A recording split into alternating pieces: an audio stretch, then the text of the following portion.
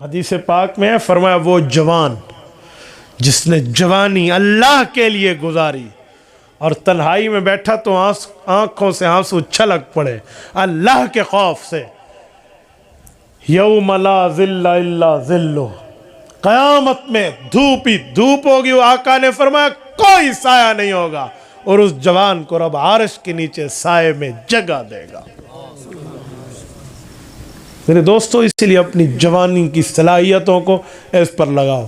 کیا دنیا کے مالوں میں ہم بیٹھے ہیں، بیٹھو دکان پر بیٹھو، دفتر میں بیٹھو، لیکن آپ کا دل محمدی ہونا چاہیے، آپ کا دماغ ربانی ہونا چاہیے، ورنہ کام نہیں ہے بھائی۔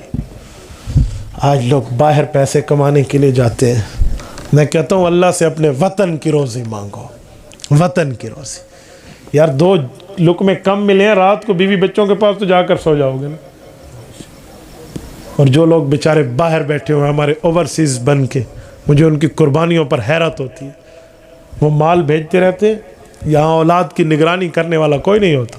اولاد سمجھتی ہے ابا پیسے کی مرغی ہے، اس سے جتنا سونا نچوڑنا ہے نچوڑ لو، تو اسے کھاتے رہتے ہیں۔ اور جب وہ بوڑھا ہو کر واپس آتا ہے تو اسے 2 چیزیں ملتی ہیں، لچی لفنگی اولاد ملتی ہے اور بوڑھی بیوی ملتی ہے جو غموں کو سہی ہوئی ہوتی ہے۔ یہ میں اکثریت کی بات کر رہا ہوں، اللہ ماشاءاللہ جو بچ گیا بچ گیا۔ تو بھائی اس مال کا فائدہ جس کے لیے تیری جوانی بھی گئی اور اولاد بھی نہ بن پائی اور تجھے گھر کی خوشی بھی نہ ملی، تو اس لیے میں کہتا ہوں جتنا مال زیادہ اتنی پریشانی زیادہ۔